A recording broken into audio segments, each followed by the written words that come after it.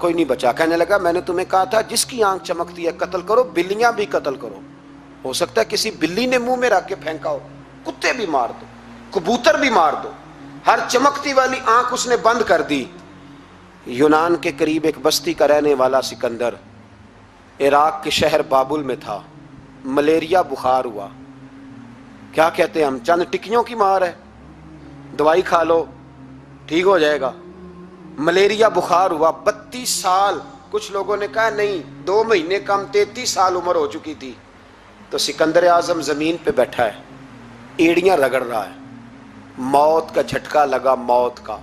ہوئے نامور بے نشاں کیسے کیسے, زمین کھا گئی نوجوان کیسے کیسے. جگہ جی لگانے کی دنیا نہیں ہے, یہ عبرت کی جا ہے, کوئی تماشا نہیں ہے.